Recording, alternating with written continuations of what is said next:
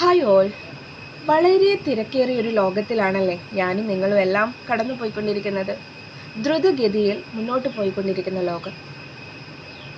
എല്ലാവരും ആ തിരക്കിനൊത്ത് മുന്നോട്ട് പോകാനായിട്ട് പരിശ്രമിച്ചുകൊണ്ടിരിക്കുകയാണ്. ചിലരൊക്കെ ആ വേഗതക്കൊപ്പം എത്തുന്നു, എന്നാൽ മറ്റു ചിലർ അതിനായി പരിശ്രമിച്ചുകൊണ്ടിരിക്കുന്നു.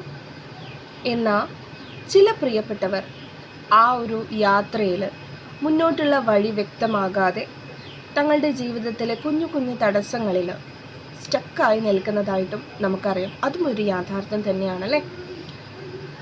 അപ്പോൾ വളരെ കോമൺ ആയിട്ട് നമ്മളിപ്പോൾ കേട്ടുകൊണ്ടിരിക്കുന്ന ചില വാക്കുകളാണ് ആൻസൈറ്റി, സ്ട്രെസ്, ഡിപ്രഷൻ, സാഡ്നെസ് അല്ലേ.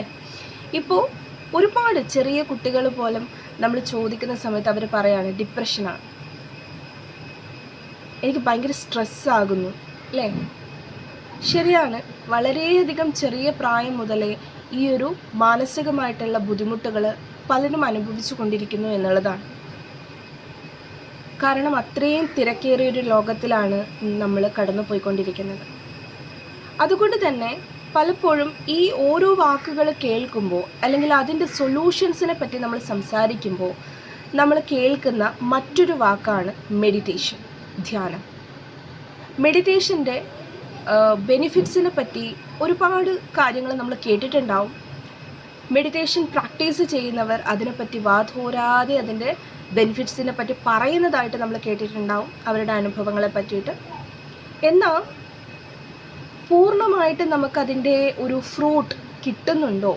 പലരും പറയുന്നൊരു കാര്യമാണ്, ആസ് എ മെഡിറ്റേഷൻ ട്രെയിനർ എന്നോട് പലരും പറയുന്നൊരു കാര്യമാണ്, മാം ഞാൻ പല സമയങ്ങളിലായിട്ട് പല തരത്തിലുള്ള മെഡിറ്റേഷൻസ് ഞാൻ പ്രാക്ടീസ് ചെയ്തിട്ടുണ്ട്, ബട്ട് ഐ കാൻ കണക്റ്റ്, എനിക്ക് കണക്റ്റ് ചെയ്യാൻ കഴിയുന്നില്ല. ഈ ഇവർ പറയുന്നത് പോലെയുള്ള ഒരു റിസൾട്ട് അല്ലെങ്കിൽ അതിനെപ്പറ്റി ഒന്നും തന്നെ എനിക്ക് യാതൊരു രീതിയിലും കണക്റ്റ് ചെയ്യാൻ പറ്റുന്നില്ല എന്ന് പറയാറുണ്ട്. എൻ്റെ മനസ്സിലേക്ക് ചിന്തകൾ നിരന്തരമായിട്ട് കടന്നു വന്നുകൊണ്ടിരിക്കുകയാണ്.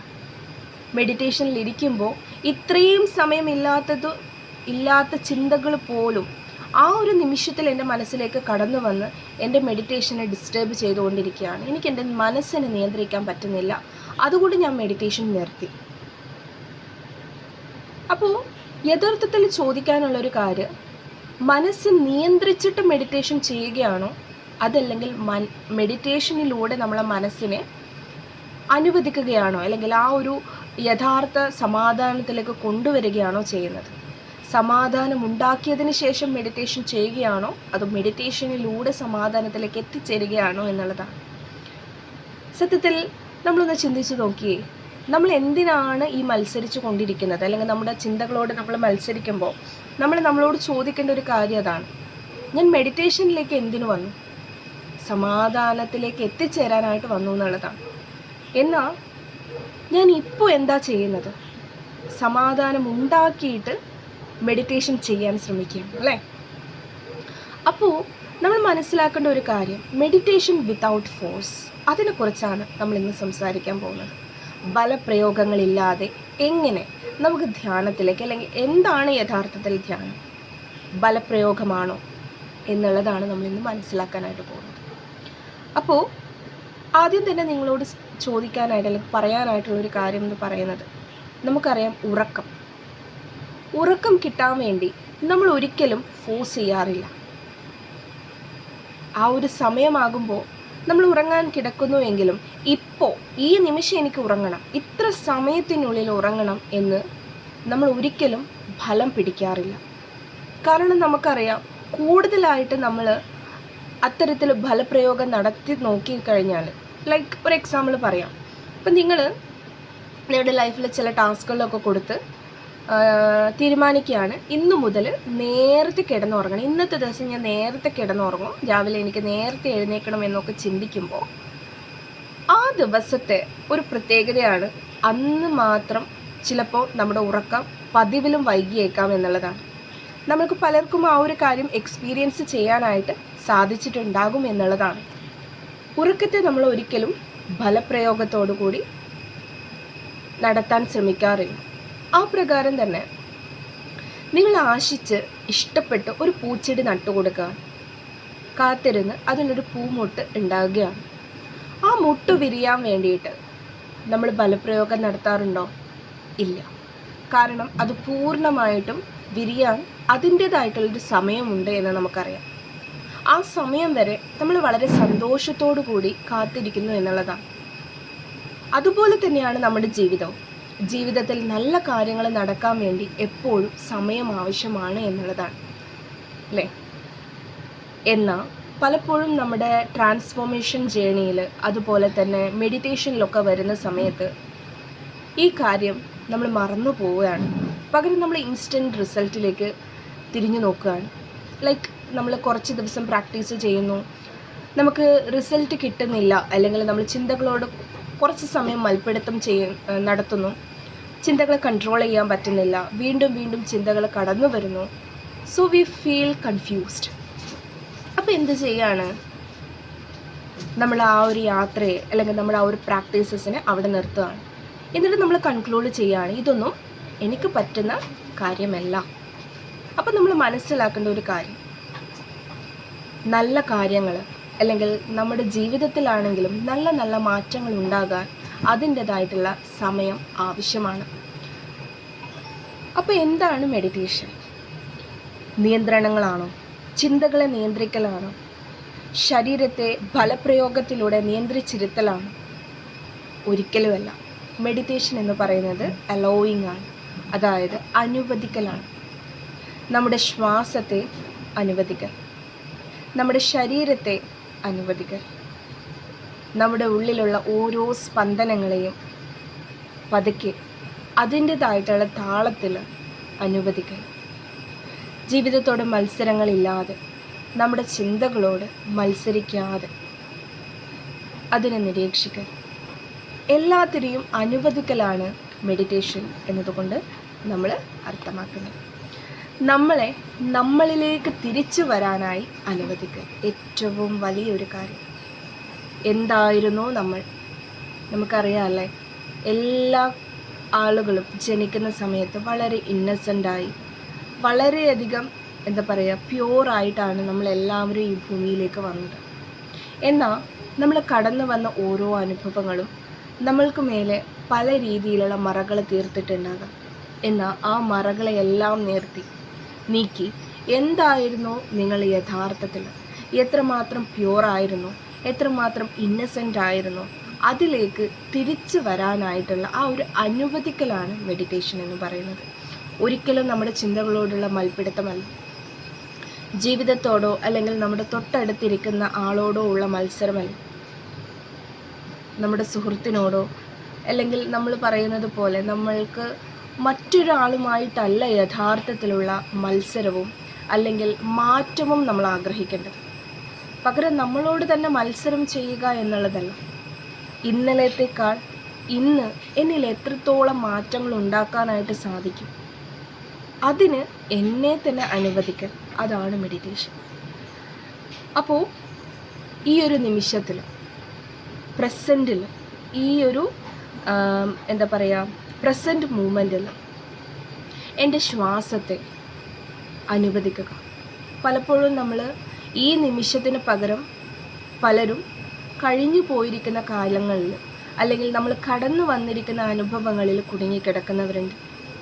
ആ അനുഭവങ്ങളുടെ വെളിച്ചത്തിൽ നമ്മുടെ ഭാവിയെ പ്രെഡിക്റ്റ് ചെയ്തുകൊണ്ടിരിക്കുകയാണ്. ഈ ഒരു മൂമെൻറ്റിൽ എത്രമാത്രം സാധ്യതകളും സന്തോഷങ്ങളും ഉണ്ട് എന്നുള്ളത് നമ്മൾക്ക് സ്കിപ്പായി പോവുകയാണ്.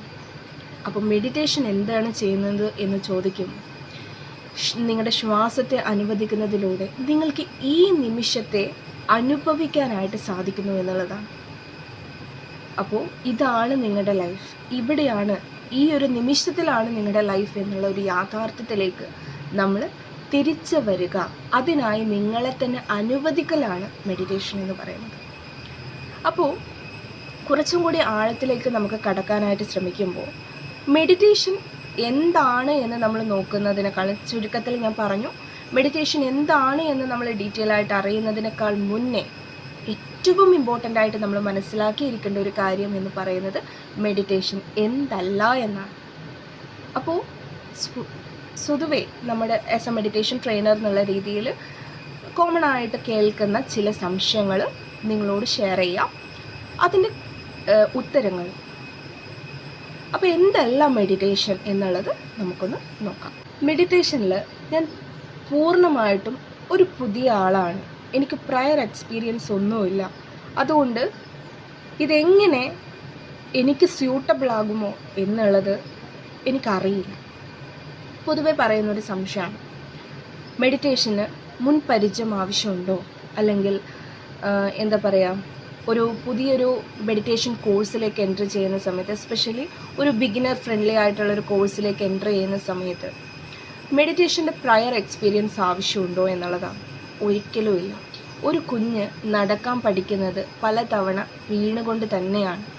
ആ പറഞ്ഞതുപോലെ മെഡിറ്റേഷനും നിങ്ങളുടെ പ്രാക്ടീസസിലൂടെ നിങ്ങൾ പഠിച്ചെടുക്കുകയാണ്.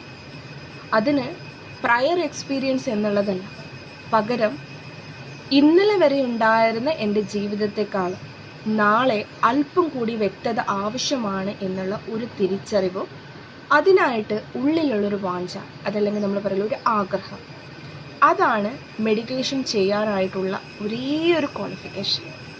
നിങ്ങൾക്കാകെ ഉണ്ടായിരിക്കേണ്ട ഒരു കാര്യം, മുന്നോട്ട് ജീവിതത്തിൽ ഇച്ചിരി കൂടി വ്യക്തത വേണം.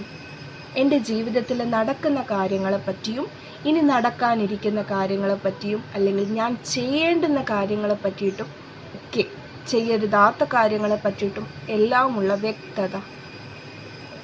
എൻ്റെ ജീവിതത്തിൽ എനിക്ക് അനേകം ചോദ്യങ്ങളുണ്ട്. ആ ചോദ്യങ്ങൾക്കുള്ള ഉത്തരങ്ങൾ വ്യക്തമായിട്ട് കിട്ടുക. ഇതൊക്കെയാണ് നമ്മുടെ ഉള്ളിലുള്ള ഒരു ഇൻറ്റൻഷനാണ്, അല്ലേ? ജീവിതം ഇന്നലെ വരെ നമ്മൾ പല കാര്യങ്ങളെയും പഴിച്ചിട്ടുണ്ടാകാം, നമ്മൾ കുറ്റപ്പെടുത്തിയിട്ടുണ്ടാകാം, സാഹചര്യങ്ങളെ കുറ്റപ്പെടുത്തിയിട്ടുണ്ടാകാം. എന്നാൽ ഈ കുറ്റപ്പെടുത്തലുകളെ നമ്മളവിടെ മാറ്റിവെച്ച് വ്യക്തതയ്ക്ക് വേണ്ടി ആഗ്രഹിക്കുകയാണെങ്കിൽ അതാണ് ഏറ്റവും വലിയ ക്വാളിഫിക്കേഷൻ.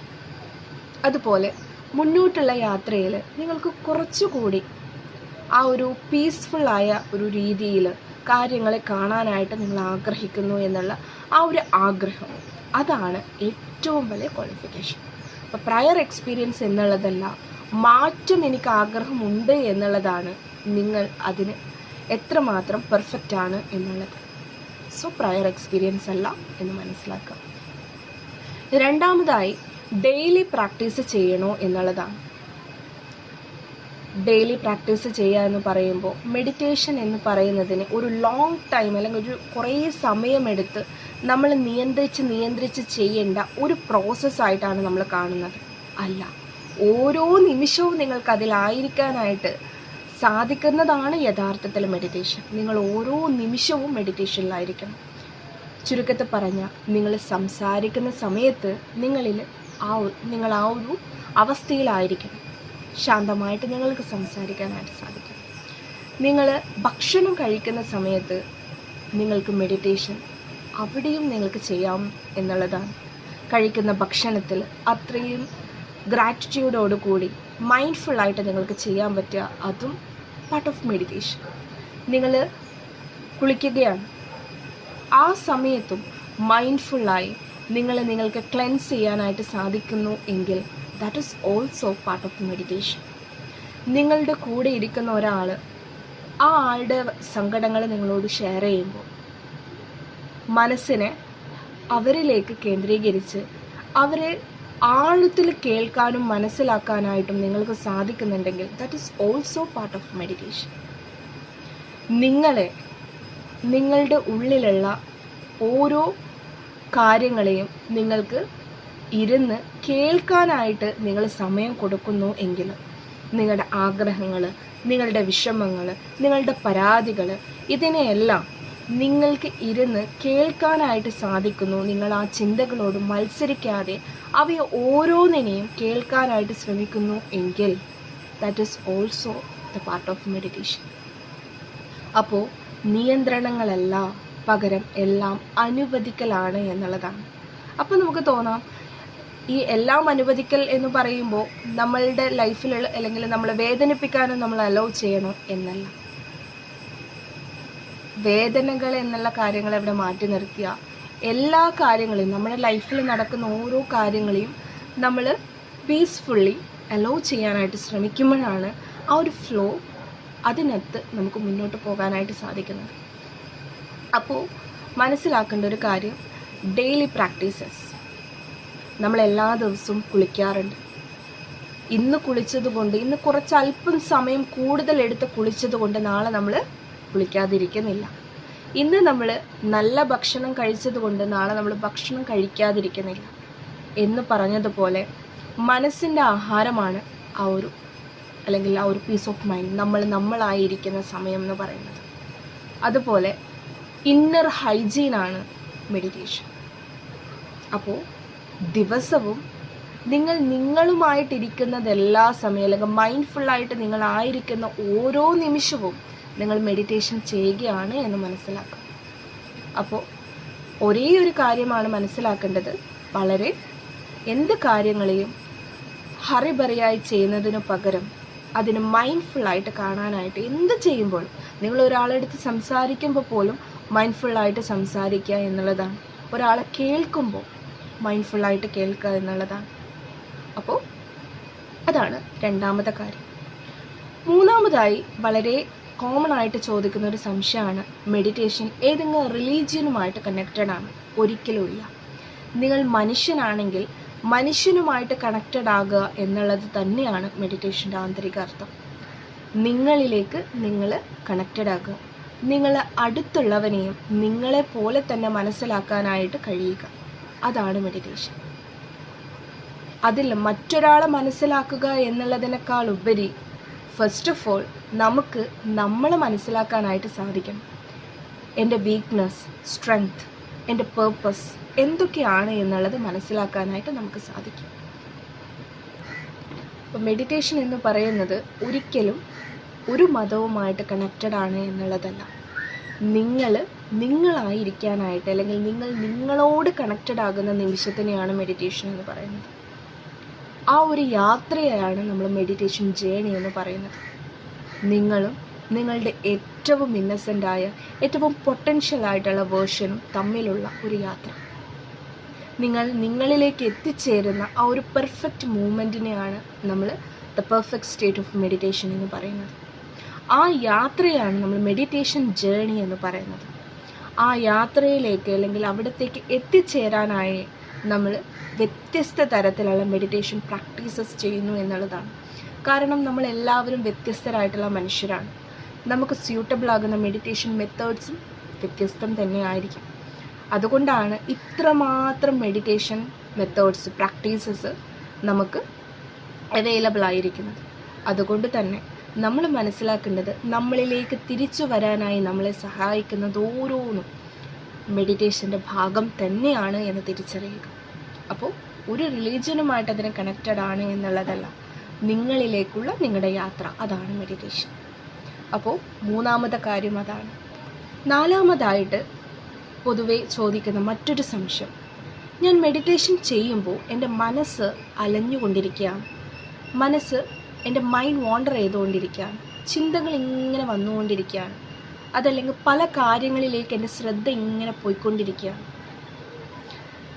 അത് മനസ്സിൻ്റെ സ്വാഭാവികമായിട്ടുള്ള ഒരു കഴിവാണല്ലേ, ചിന്തകൾ ഇങ്ങനെ പോയിക്കൊണ്ടിരിക്കുക എന്ന് പറയുന്നത്.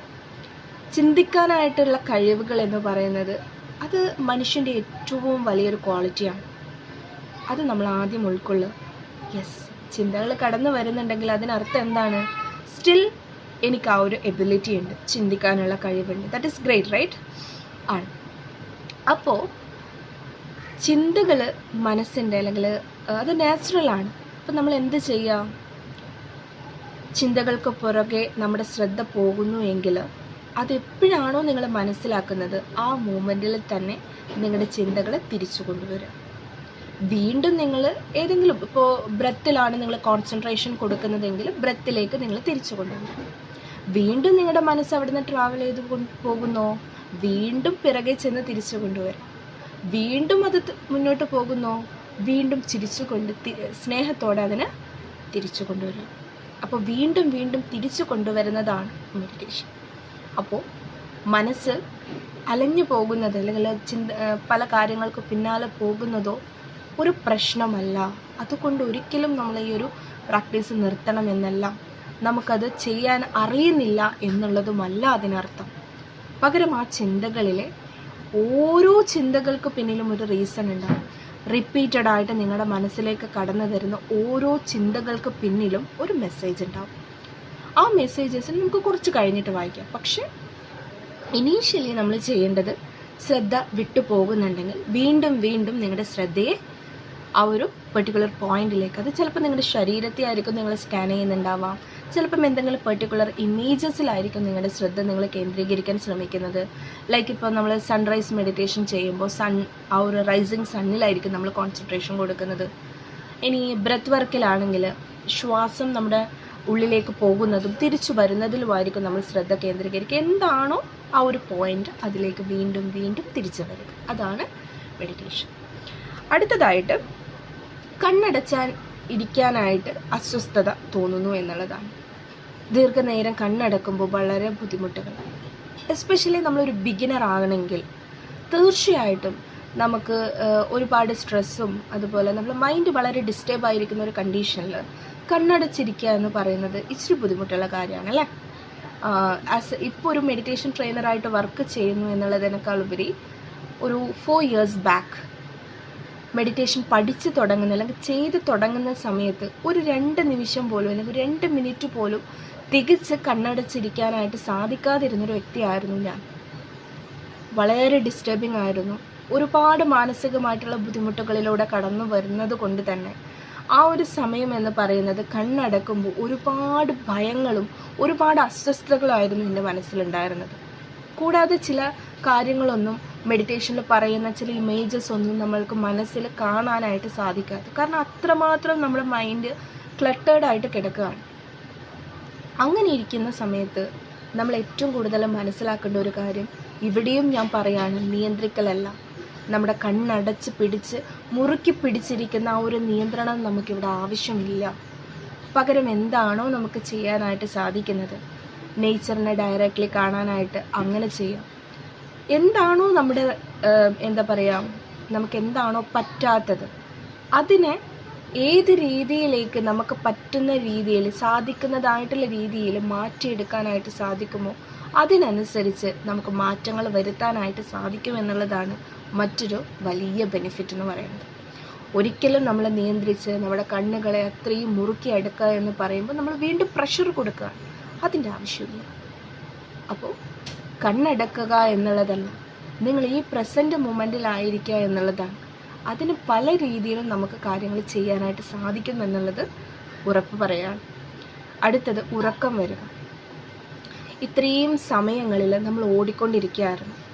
ആ ഓട്ടത്തിനൊടുവിൽ നമ്മൾ വളരെ റിലാക്സ് ചെയ്തിട്ട് ഇരിക്കാനായിട്ട് ശ്രമിക്കുമ്പോൾ ഓട്ടോമാറ്റിക്കലി നമ്മുടെ മനസ്സ് വിശ്രമം ആവശ്യപ്പെടുന്നു എന്നുള്ളതാണ്. അതുകൊണ്ട് നമുക്ക് ഉറക്കം വരിക എന്നുള്ളത് സ്വാഭാവികമായിട്ടുള്ള കാര്യമാണ്. അതിനെ നമ്മൾ ഭയക്കണോ അല്ലെങ്കിൽ നമുക്കത് ചെയ്യാനായിട്ട് സാധിക്കുന്നില്ല എന്ന് തെറ്റിദ്ധരിക്കണോ? ഒരിക്കലുമില്ല. പകരം എന്താണ്, നമ്മൾ മനസ്സിലാക്കുക നമ്മുടെ ശരീരം റെസ്റ്റ് ആഗ്രഹിക്കുന്നുണ്ടോ എന്നുള്ളത്. അതുകൊണ്ട് ആദ്യം നമ്മൾ ചെയ്യേണ്ടത് എന്താണോ നമ്മുടെ ശരീരം ആഗ്രഹിക്കുന്നത്. പല രീതിയിലുള്ള റെസ്റ്റുകളുണ്ട് അല്ലേ. സെൻസറി റെസ്റ്റ്, അതുപോലെ സോഷ്യൽ റെസ്റ്റ്, സ്പിരിച്വൽ റെസ്റ്റ്, ഒരുപാട് കോൺഷ്യസ് ആയിട്ടുള്ള റെസ്റ്റുകൾ ഡിഫറെൻ്റ് ആയിട്ടുണ്ട്. അപ്പം നമുക്ക് എന്താണോ നമ്മളെ നന്നായിട്ട് നറിഷ് ചെയ്ത് ആവശ്യമായിട്ടുള്ള വിശ്രമം എടുത്ത് നമ്മുടെ ശരീരം എന്താണോ ആവശ്യപ്പെടുന്ന ആ വിശ്രമത്തിലേക്ക് നമ്മൾ ആദ്യം കൊണ്ടുവരിക. അപ്പോൾ നമുക്ക് ഓട്ടോമാറ്റിക്കലി എന്താവും, ആ ഒരു മെഡിറ്റേഷനിൽ ഇരിക്കുമ്പോഴുള്ള ആ ഒരു ഉറക്കം വരുന്ന കാര്യം അത് പതുക്കെ പതുക്കെ മാറും എന്നുള്ളത് ദാറ്റ് ഇസ് ഗ്യാരണ്ടി. അപ്പോൾ ആദ്യം നമ്മൾ നമ്മുടെ ശരീരത്തിൻ്റെ എന്ത് തരത്തിലുള്ള വിശ്രമമാണ് അതിനാവശ്യമുള്ളത്, നറിഷ്മെൻറ്റിൻ്റെ കുറവുണ്ടോ, എന്താണ് അതിന് ഡെഫിഷ്യൻ്റ് ആയിട്ട് തോന്നുന്നത്, അതിലേക്ക് നമ്മൾ കോൺസെൻട്രേറ്റ് ചെയ്ത് അതിനെ നമ്മൾ മേക്കപ്പ് ചെയ്ത് കൊണ്ടുവരുമ്പോൾ ഈ കാര്യങ്ങളെ നമുക്ക് വളരെ ഈസി ആയിട്ട് തന്നെ എന്ത് ചെയ്യാം, ഹാൻഡിൽ ചെയ്യാം. അതുപോലെ മെഡിറ്റേഷൻ എനിക്ക് ഫീൽ ചെയ്യാനായിട്ട് സാധിക്കുന്നില്ല എന്നുള്ളതാണ്. ഞാൻ പറഞ്ഞു, ഇത് ഒരു യാത്രയാണ്. ആ യാത്രയിൽ നമ്മൾ ഓരോ ഘട്ടം ഘട്ടമായിട്ട് നമ്മൾ ഓരോ സാധ്യതകളെ മനസ്സിലാക്കി വരുമ്പോഴാണ് നമുക്കത് അനുഭവിക്കാനായിട്ട് സാധിക്കുന്നത്. അപ്പോൾ തുടക്കത്തിൽ ചില പ്രിപ്പറേഷൻസ് ആവശ്യമാണ്. ആ പ്രിപ്പറേഷൻസ് വളരെ എന്താ പറയുക, ഇഷ്ടത്തോടു കൂടി നമ്മൾ ചെയ്യാന്നുള്ളത്. കാരണം ഓരോ മാറ്റങ്ങളും അത് നമുക്ക് വേണ്ടിയിട്ടാണ് എന്നുള്ളൊരു ചിന്തയോടുകൂടി, വളരെ ഇഷ്ടത്തോടു കൂടി, നമ്മളെ സ്നേഹിച്ചുകൊണ്ട് നമ്മൾ ആ കാര്യങ്ങളിലേക്ക് ഇറങ്ങുക എന്നുള്ളത്. അതുപോലെ നമ്മളെല്ലാവരും, എൻ്റെ എല്ലാ പ്രിയപ്പെട്ടവരും ഏറ്റവും നല്ലത് അർഹിക്കുന്നു എന്നുള്ളതാണ്. അപ്പോൾ ആ ഏറ്റവും നല്ലതിലേക്കുള്ള യാത്രയാണ് മെഡിറ്റേഷൻ എന്ന് പറയുന്നത്.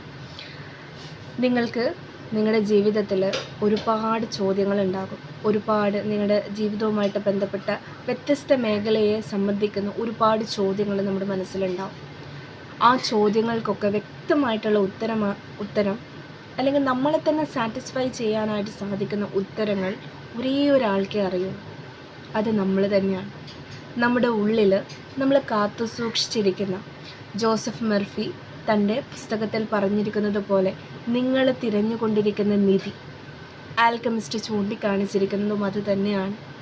ആ ഒരു നിധിയെ വളരെയധികം സുരക്ഷിതത്വമായിട്ട് നമ്മുടെ ഉള്ളിൽ നമ്മൾ കാത്തു സൂക്ഷിച്ച് വച്ചിട്ടുണ്ട്.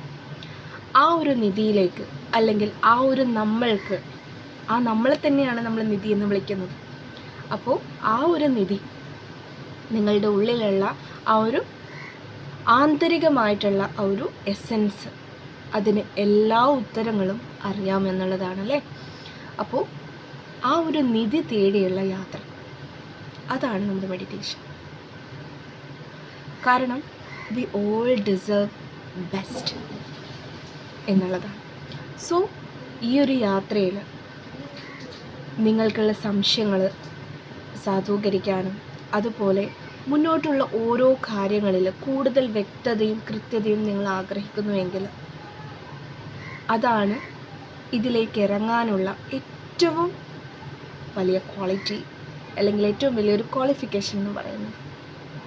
അപ്പോൾ നമ്മൾ മനസ്സിലാക്കേണ്ട കാര്യം അത് തന്നെയാണ്.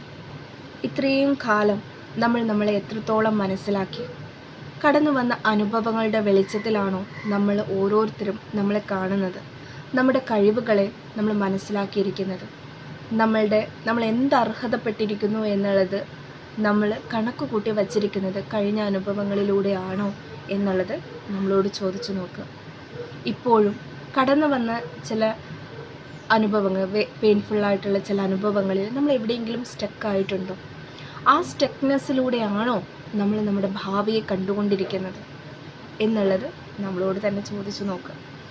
കാരണം നമ്മൾ എപ്പോഴാണ് നമ്മൾ ഏറ്റവും നല്ലത് ഡിസേർവ് ചെയ്യുന്നത് എന്ന് തിരിച്ചറിയുന്നത്, ആ മൂമെൻ്റ് മുതലാണ് നമ്മുടെ ജീവിതം മാറാനായിട്ട് തുടങ്ങുന്നത്. അപ്പോൾ ആ ഒരു മാറ്റത്തിന് കാരണം എന്താണെന്ന് വെച്ചാൽ, നമ്മൾ പലരും, നിങ്ങൾ കേട്ടിട്ടുണ്ടോ എന്നറിയില്ല, മൂണിനെ നമ്മളുമായിട്ട് കമ്പയർ ചെയ്യാറുണ്ട്. കാരണം ചന്ദ്രനെ നമ്മൾ പല ദിവസങ്ങളിൽ പല രീതിയിലാണ് കാണാറുള്ളത്. ചില ദിവസം വളരെ നേർത്തതായിട്ട് കാണും, ചിലപ്പോൾ അർദ്ധഗോളമായിട്ട് നമ്മൾ കാണാറുണ്ട്, ചിലപ്പോൾ പൂർണ്ണ ചന്ദ്രനായിട്ട് കാണാറുണ്ട്. നിങ്ങളൊന്ന് ചിന്തിച്ചു നോക്കിയേ, പൂർണ്ണചന്ദ്രനായിരിക്കുന്ന ആ ഒരു രൂപവും വളരെ നേർത്ത രീതിയിൽ നമ്മൾ കാണുന്ന സമയത്ത് രണ്ട് ഇമേജസ്. അപ്പോൾ ഈ വളരെ നേർത്തതായിട്ട് നമ്മൾ കാണുമ്പോൾ പ്രത്യക്ഷത്തിൽ നമുക്ക് കാണുന്നത് ആ നേർത്ത ഭാഗം മാത്രമാണ്. അതിനർത്ഥം അതിൻ്റെ ബാക്കി ഭാഗം അവിടെ ഇല്ല എന്നോ അത് പൂർണ്ണമല്ല എന്നുമല്ല. പകരം നമ്മൾക്ക് കാണാനായിട്ട് സാധിക്കുന്നത് ഇപ്പോൾ അത്രമാത്രമാണ്. പക്ഷേ അതിപ്പോഴും പൂർണ്ണമാണ് എന്നുള്ളതാണ്. അതിൻ്റെ ബാക്കി ഭാഗം അത് എവിടെയും മിസ്സായിട്ടില്ല. പകരം ഇപ്പോൾ നമുക്ക് കാണാനായിട്ട് സാധിക്കുന്നത് അത്രയുമാണ് എന്നുള്ളതാണ്. ഈ പറയുന്നത് പോലെ നിങ്ങൾ ഓരോരുത്തരും പൂർണ്ണമാണ്. You all deserving best. നിങ്ങൾ ഓരോരുത്തരും അത്രയും പ്യൂർ ആൻഡ് ഇന്നസെൻ്റ് ആണ്. ബിക്കോസ് നിങ്ങളുടെ ഉള്ളിലും എൻ്റെ ഉള്ളിലും എല്ലാ മനുഷ്യരുടെ ഉള്ളിലുമുള്ള എസെൻസ്, ദാറ്റ് ഈസ് അത്രമേലും പ്യൂർ ആൻഡ് ഇന്നസെൻ്റ് ആയിട്ടുള്ള, അല്ലെങ്കിൽ അത്രമേൽ പൊട്ടൻഷ്യൽ ആയിട്ടുള്ള ആ ഒരു എസെൻസ് എല്ലാവരുടെ ഉള്ളിലും ഉണ്ട് എന്നുള്ളതാണ്. അപ്പം അത് തിരിച്ചറിയാനായിട്ട് നമുക്ക് സാധിക്കണം എന്നുള്ളതാണ്. പക്ഷേ നമ്മളെ കാണുന്നത് ചന്ദ്രൻ്റെ പകുതി ഭാഗം കാണുന്നത് പോലെ ഇത്രയും കാലങ്ങളിൽ നമ്മുടെ അനുഭവങ്ങൾ എന്തായിരുന്നോ അതിനനുസരിച്ച് മാത്രമാണ് നമ്മളെ കാണാനായിട്ട് ശ്രമിക്കുന്നത്. അതിനർത്ഥം നമുക്ക് മറ്റൊരു സൈഡ് ഇല്ല എന്നല്ല. There is another part. മെഡിറ്റേഷനിൽ ക്വാണ്ടം ഷിഫ്റ്റ് എന്ന് പറയും, അല്ലെങ്കിൽ ക്വാണ്ടം ഡബിൾ എന്ന് പറയും. അതായത് നിങ്ങളുടെ മറ്റൊരു പതിപ്പ് അത് സ്റ്റിൽ എക്സിസ്റ്റഡ് എന്നുള്ളതാണ്. നിങ്ങൾക്കിപ്പോൾ അതിനെ കാണാൻ പറ്റുന്നില്ല എന്നുള്ളത് കൊണ്ട് അതവിടെ ഇല്ല എന്നല്ല. പകരം ഇപ്പോൾ നിങ്ങൾ നിങ്ങളുടെ കഴിഞ്ഞ അനുഭവങ്ങളിലൂടെ നിങ്ങളെ കാണാൻ ശ്രമിക്കുന്നു. എപ്പോഴാണോ നിങ്ങൾ ഏറ്റവും നല്ലത് ഡിസേർവ് ചെയ്യുന്നു എന്ന് നിങ്ങൾ തിരിച്ചറിയുന്നത്, അവിടെ മുതലാണ് നിങ്ങളുടെ യഥാർത്ഥ പതിപ്പിലേക്കുള്ള നിങ്ങളുടെ യാത്ര ആരംഭിക്കുന്നത്. അപ്പോൾ ആ ഒരു യാത്രയിലേക്കുള്ള ആദ്യ ചുവടിന് നിങ്ങൾ ഒരുക്കമാണെങ്കിൽ മിറാലെക്സ് അക്കാദമിയുടെ ഭാഗമായിട്ട് നമ്മൾ കണ്ടക്ട് ചെയ്യുന്ന 1 month മെഡിറ്റേഷൻ ജേണിയിലേക്ക് നിങ്ങളെ ഏവരെയും ഞാൻ ഹൃദയം നിറഞ്ഞ് സ്വാഗതം ചെയ്യുന്നു.